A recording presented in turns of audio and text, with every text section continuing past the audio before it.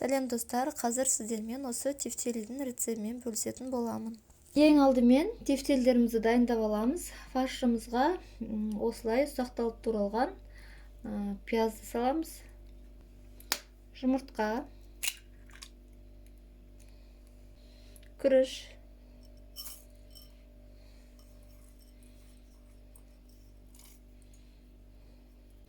және де чеснокты пресстен өткізіп аламыз. Қалауымызша тұз және де бұрышымызды салып аламыз. Тағы сәл тұз бұрышын саламыз. Енді осыларды қолымызбен жақсылап араластырып аламыз.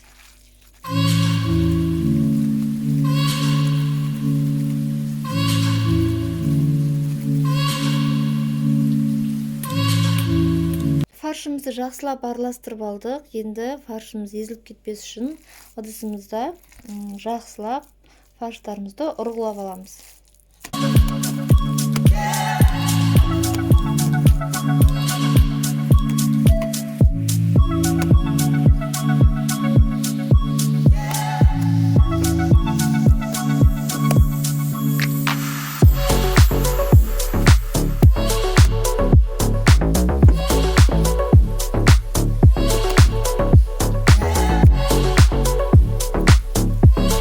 Начинкамызды жақсылап ұрғылап алдық. Енді қалаған көлемімізде тефтелдерімізді домалақтап аламыз.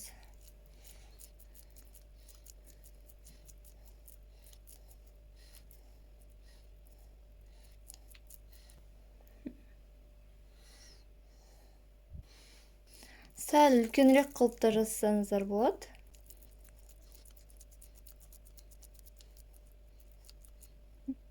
Неке тефтелдеріміздің бәрін осылай домалақтап алдық. Енді пияз сәбізімізді қуырып болғанша бұны тоңазытқышқа қоя тұрамыз. Қазанымызға сұйық майымызды құйып, әбден қызған кезде пиязымызды салып, жақсылап қуырып аламыз. Пиязымызды қуырып болдық. Енді сәбізімізді саламыз. Сәбізімізді теркадан өткізіп алдық. Бұны да жақсылап қуырып аламыз.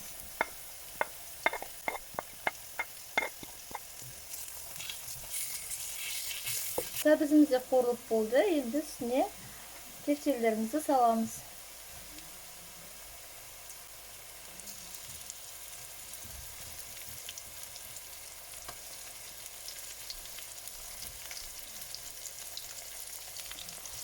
Пияз сәбізін қалауымызша көбірек қылып салсаңыз болады. Бізде балалар қатты жемейді, сол үшін мен көп салмадым.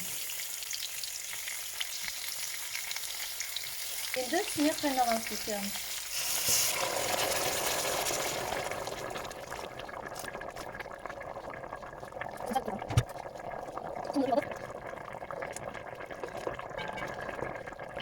Туымызды, тұзымызды салып алдық. Енді астын сәл баяулатып, шамамен 30-40 минут пісіріп аламыз.